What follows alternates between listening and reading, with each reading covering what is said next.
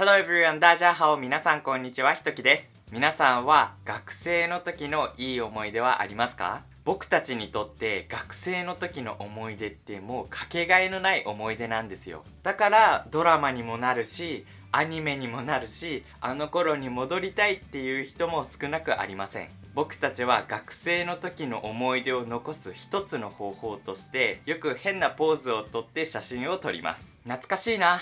僕も学校が終わった後、川の近くでクラスで一番可愛い女の子と2人で歩くんですよ。僕は自転車だったのでゆっくり押しながら一緒に帰って、今日は帰りに一緒にプリクラでも撮ろうよとか言ってね。まあプリクラっていう綺麗に写る写真の機械がゲームセンターの中にあるので、よく女子高生とかはそこで写真を撮ったりしています。あとはカップルの人とかも一緒に写真をそこで撮るんですよ。そのプリクラはだいたい1回400円なんですけど、僕はよくお金がなくてパンを2つ買うか3つ買うか悩んでいるのに、女の子の前だとカッコつけたいから大丈夫大丈夫、お金は俺が出すからっていう風に僕が言うと、その女の子も僕の気持ちが嬉しくて顔が赤くなるっていう、そういう思い出が欲しかった。もう今のは全部理想なんですけど、僕男子高校だったんでね、女の子は周りにいないですよ。もう学校が終わったらそのまま部活に行ってずっと部活しかしてませんでした。僕は弓道部だったんで、もう女の子のこととか考えないで、もうずっと的に当てることしか考えていませんでした。僕の前も後ろも男だけ、もう汗の思い出しかないですね。だから僕もプリクラで変なポーズ撮ったり変な写真撮ったりしたかったんですよ。ですので今日はその時できなかったことを今楽しみたいと思います。よく写真を撮る時のポーズのトレンドとかがあるんですけど、今日は高校生が選ぶ今流行っているポーズを紹介したいと思います。 ING っていう会社が渋谷で聞いたみたいです。これで僕も一人だけど思い出を作っていきたいと思います。ランキング第1位、ルダハート。どう？これいい感じ？誰もいないね。大丈夫。強い心を持て。 K-POP アーティスト宇宙少女のメンバーのルダさんが考えたポーズだからルダハートなんだ。いやもう最近さ、韓国からのポーズがすごい日本に入ってくるんだけど、しかもめっちゃ人気でみんなこれやってる。でも今はこれなんだね。ランキング第2位、片思いハート。俺は好きでこの人とハートを作りたい。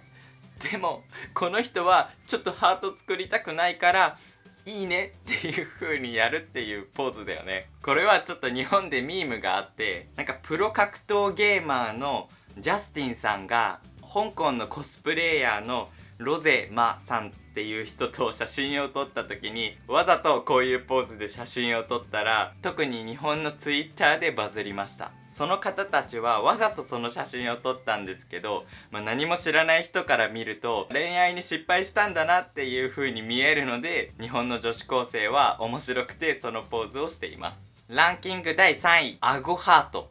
顎の下でハートを作るらしいです。こうじゃないみたいです。これが正解らしいです。俺は一人で何をやってるんだ？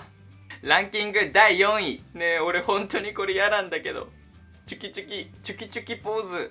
本当は好きポーズなんですけど、少し発音が悪くチュキチュキって言うと可愛く聞こえるので、だからチュキポーズです。これは日本のアイドルグループの人が考えたポーズらしいです。もうたくさんあるから早く行くね。ランキング第5位、雲の上ポーズ。これドラゴンボールのフュージョンでしょ。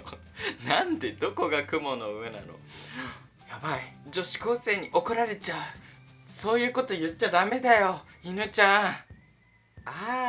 これは TikTok で雲の上っていう曲に合わせてこういうダンスがあるのかな。このポーズが人気になったみたいです。ランキング第6位、ピースハート。これどうやるの？ハート、こういうことか。難しい。みんな頭いいね。もし皆さんも日本に行って女子高生とか若い人たちがいた時に、遠くからこうやってあげてください。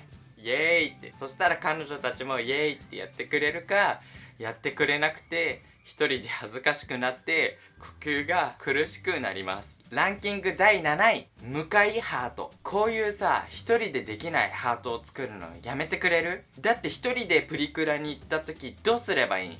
それじゃあ写真撮れないじゃん。違うポーズにしてくれる？ランキング第8位、顎つまみポーズ。だから2人でやるのやめてくれる？俺一人でこうやるしかないじゃん。これ何が楽しいん？これさ、写真撮るとき恥ずかしくない？これお互い協力必要だよね。可愛く撮るためには優しくしないとさ、強くしたらさ、こんな顔になっちゃうじゃん。こんなんで可愛い写真は撮れない。ランキング第9位、曲げピース。やっと俺でもできるピースが出てきたよ。これ曲げピース。曲げピース。実はね、俺の指ってちょっとなんかまっすぐじゃないんだよね。ほら、曲がってるでしょ。ほら、指が曲がってるの。なんかナチュラル曲げピース。これ指っていうか普通のピースができない。俺曲げピースしてたん、実は。トレンドを先にやってたのかな。ちなみにこの曲げピースを自分から離して下の方に置くとオタクのポーズになります。考えたのは僕じゃないです。僕の友達です。ですので僕に怒らないでください。あとはその人ちょっとギャルなんだけど、その人がよくやるギャルピースみたいなのがあります。なのでギャルになりたい人は渋谷に行ってこのピースをみんなにしてみてください。そしたら多分してくれると思います。ランキング第10位、ヤマハート。これも日本のアイドルが考えたやつで、これ離しちゃダメのポーズじゃないの。もうちょっと下に下げるとハートってことなんだけど、ハート？心が綺麗な人が見ればこれはハートに見えるみたいですよ。ちょっと俺心汚いみたい。だってこれさ YouTuber がやるやつじゃない。ダメ、絶対にやってはいけない3つみたいなね。絶対これ YouTuber でしょ。 YouTuber ポーズでいいんじゃない？そんなこと言ったらまた怒られるかな。だからダメだって、そういうこと言っちゃ犬ちゃん。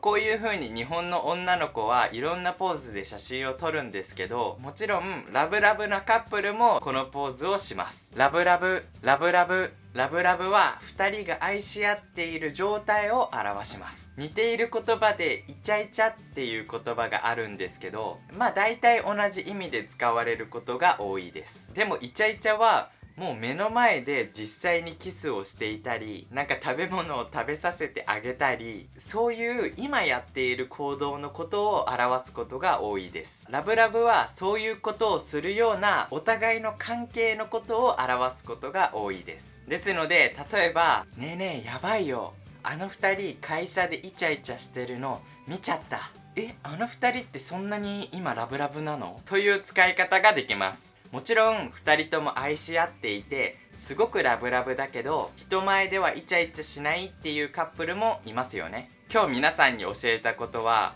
日本人と仲良くなる上でもすごい大切だと思うんですよ。やっぱり友達同士でも一緒に変なポーズとかをするとなんかそれだけで仲良くなれたりするので、ぜひ日本人の友達と話すときはこのなんかポーズについて話したり写真撮ったり写真を送り合ったりしてみてください。皆さんありがとうございました。